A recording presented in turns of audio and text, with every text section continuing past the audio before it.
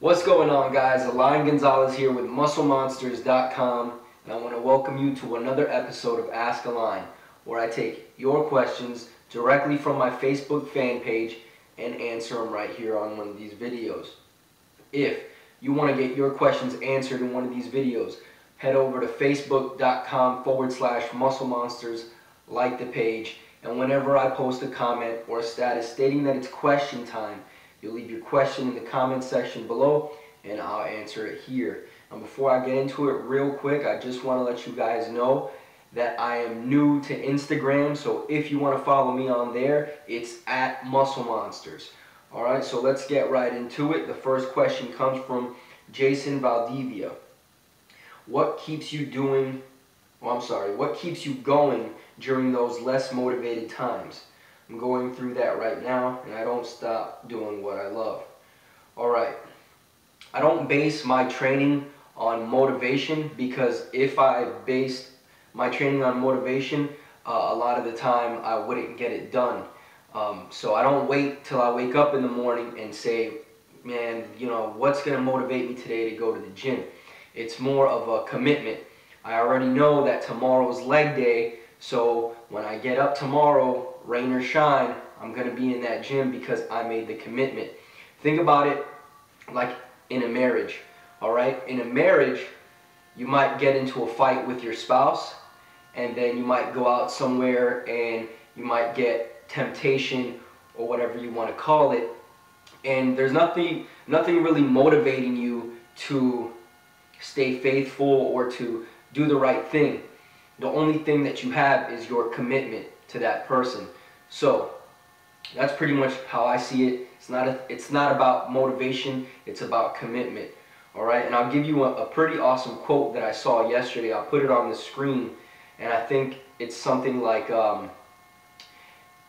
there's a difference between interest and commitment. Interest is something you do when it's convenient, and something like that. Anyways, I'll put it on the screen, so check that out. Alright, next question comes from Brandon Judkins. I'm trying to put on mass, but I love cardio. Do I have to cut cardio out to gain mass? Absolutely not. Remember, all cardio is doing is, aside from conditioning you, is burning more calories. So the goal for you is to be in a caloric surplus. Alright, and even though you're doing cardio, you're still going to be able to put yourself in a caloric surplus. It's just going to be a little harder. And I wouldn't even necessarily say harder, you're just going to have to eat more.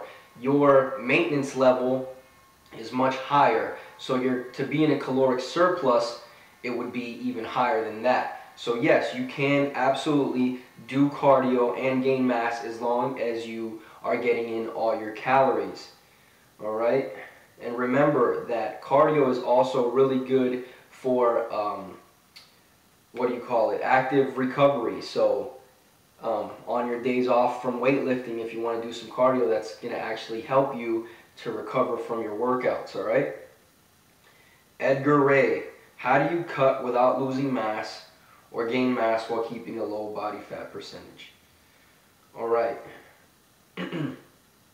I'm a little confused by the question because you're curious about two completely different types of goals, which is already a big mistake. Whatever your goal is, focus on that one goal. Alright, and so I'll answer your question anyway. How do you cut without losing mass? It's simple. Instead of completely cutting your carbs and eating 800 calories a day and doing 7 days of cardio, what you're going to do is you're going to put yourself in a deficit, but only a slight deficit, losing about 1 to 2 pounds a week, depending on how much fat you have to lose, instead of trying to lose 5-6 pounds a week with all this crazy amounts of cardio and ridiculously low calories. Alright, so don't cut your carbs, just decrease your calories slowly and gain mass while keeping a low body fat. It's almost the exact opposite. Basically, you want to put yourself in a surplus, but not too much of a surplus. Anywhere between 250 and 500 calories of a surplus should be just fine for you. Alright, Prince Kane. How can I get my abs more defined? Well, there's two things you're going to have to do to get more defined abs. Number one is obvious. You're going to have to drop your body fat low enough to make them visible. Now, if you want them to really pop when your body fat is low, then you're going to have to train them directly. You can train them anywhere from 0 days all the way up until 6 or 7 days even. Alright, so it just depends on how sharp and how much you want your abs to pop out. That's going to be totally up to you. Direct ab training and a low body fat, that's what's going to get you more defined abs. Alright, Noel Vega.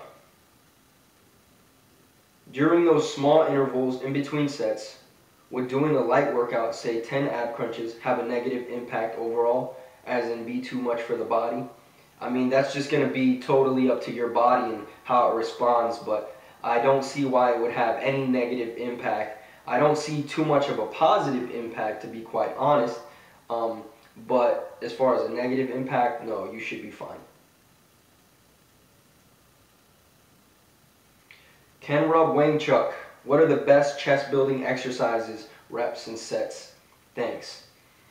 Alright, if you want to build your chest, there's 3 workouts, 2 of which you should always have in your chest routine. Now, I'm not saying that you absolutely have to or you can't build a bigger chest, but in my opinion, the bench press, the incline bench press, and dumbbell flies or a variation of them are very important.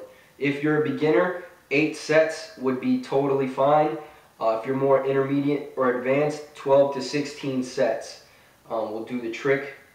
And as far as reps, if you are aiming for size, I'll just keep it simple. Anything between 8 and 12 will do it for you. Alright? If you haven't already, I have recently released my 42-day primal chest. I'll put a link in the description. Check that out. It's a total chest specialization program. I'll put a link in the description, like I said. So check that out if you haven't already. Timur Altaf. What's the correct way to bulk and then cut effectively?